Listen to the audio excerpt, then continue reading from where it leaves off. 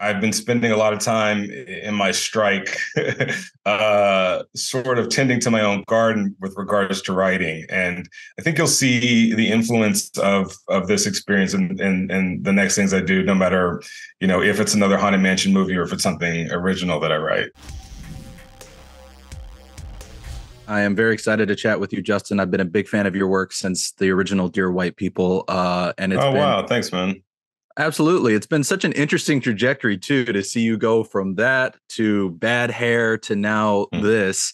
And I'm curious if when you started with Dear White People, if you ever saw yourself getting to direct a blockbuster production like Haunted Mansion. Yeah, I mean, I grew up on these things. I think I sort of like I figured out I wanted to be a director watching these kinds of things. And when I say these kinds of things, I specifically mean Disney movies. I remember coming back from like Beauty and the Beast at like 8 or 9, just blown away. Like I had just seen, the most amazing thing. And I cannot draw at all, but I would sit at home and I would try to redraw all of the scenes. I didn't have the language for it, but I was trying to figure out how to be a visual storyteller.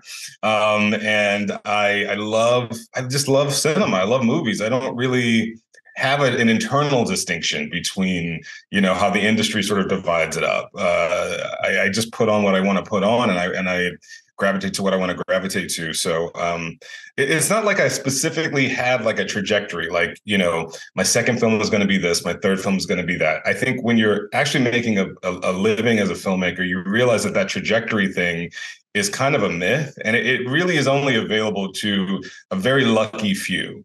The truth of it is that you're just constantly grinding, and there are so many potential things that could happen. And when something happens, feels kind of random, if I'm being honest with you. What I thought would be my second film, I haven't made yet.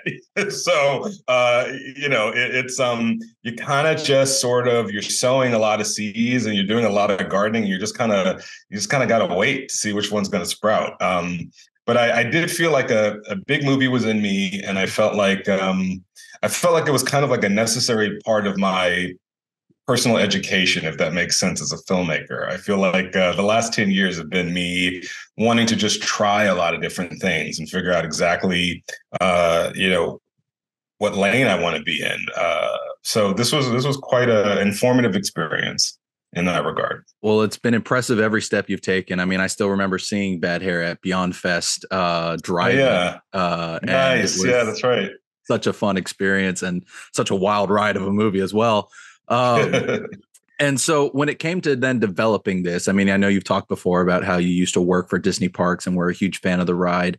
I know Katie Dippold was obviously the screenwriter for this, but what was it like trying to find that right balance between some of the big horror that you delivered in, say, Bad Hair and some of the comedy that you delivered, not only in that, but also with Dear White People? It was exactly that. It felt like a combination of those two things. Reading the script, it honestly it read like a Dear White People script. It was funny. It was an ensemble. It was about it's a story. I think all haunted house stories are really about somebody who's dealing with some aspect of themselves that they're having trouble integrating or accepting. And the role of everyone else in a haunted house movie is to sort of remind them of things of themselves that they really would rather forget. And so, the dynamic was really clear to me. You've got Ben, who is this kind of misanthropic protagonist who really doesn't want to be the protagonist of any movie. I mean, you sort of hear, the exchange between him and Owen Wilson, where he's like, I don't want to be a hero, actually.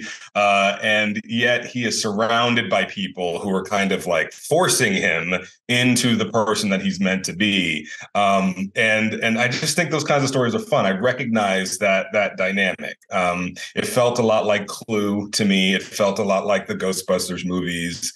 So for me, it was just about getting into that frequency and just really delivering on the promise of that screenplay. Now, I found it to be very entertaining, and therefore I was a little disappointed to see how critics were a little more lukewarm towards it. But audiences, of course, have been very receptive to the movie, and I'm curious what that's Yeah. like for you. Seeing that divide between the two fields in their responses to the movie. It's a bummer, to be honest. Like it's a bummer to feel like people don't get something that you're doing and that you've worked so hard on. But ultimately, it's usually been the other way around, especially with Dear White People coming out of Sundance, where critics loved Dear White People and audiences eventually loved it. But at first, it was incredibly divisive and it was incredibly polarizing. So, with this film, it was interesting. I went into it wanting to make a crowd pleaser and kind of wanting to prove to myself that I could, that I knew how to sort of bring an audience through a story. So I'm glad that that part of it sort of came to fruition. I'm glad I was able to accomplish that.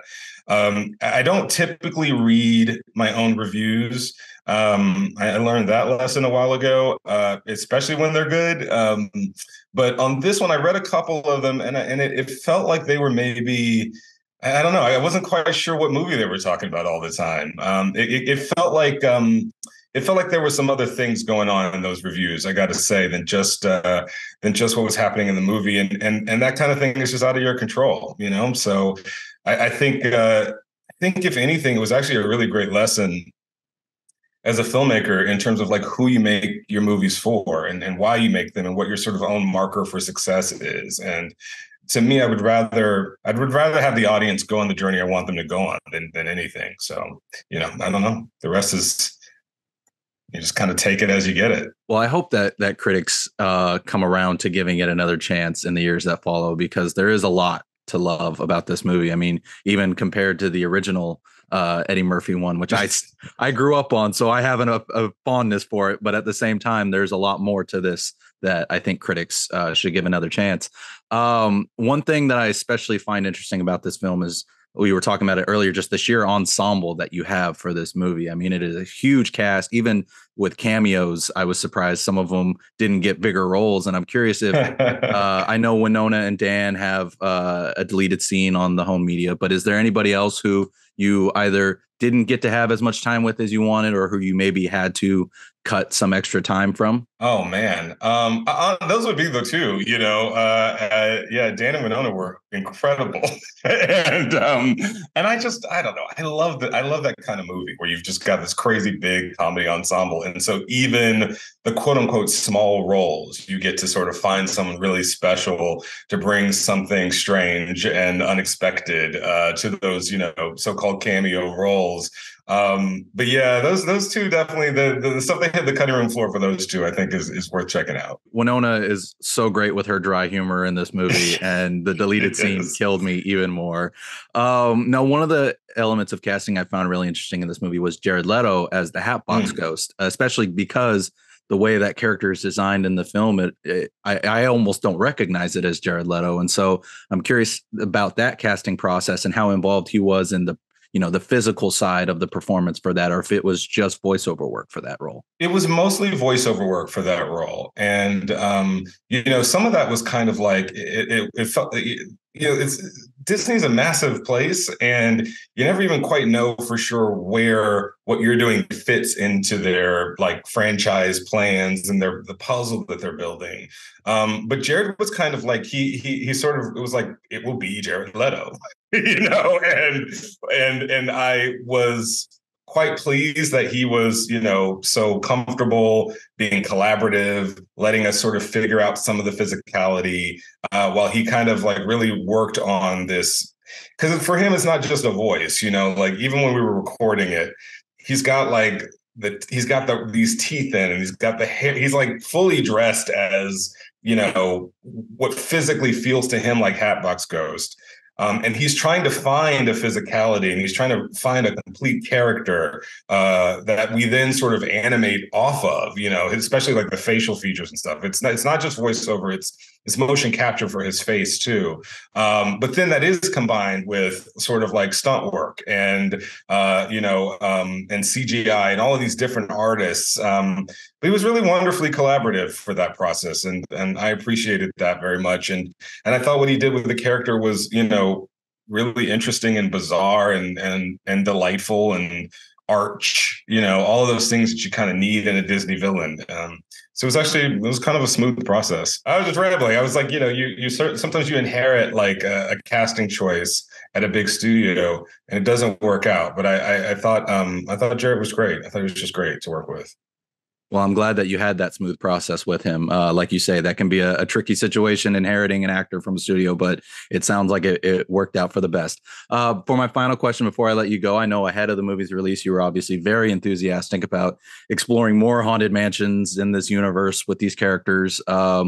And now with it coming to Disney Plus, I mean, I know that can sometimes be a boost for studio confidence in producing a follow-up, but I'm curious how that's been, feeling for you. Have you had talks with them further since the movie came out about trying to I have no talks. I have no idea what they want to do with the future of the franchise. If there is a franchise, I got no clue, but I certainly was really inspired by the experience, and I've been spending a lot of time in my strike, sort of tending to my own garden with regards to writing. And I think you'll see the influence of this experience in the next things I do, no matter, if it's another Haunted Mansion movie or if it's something original that I write.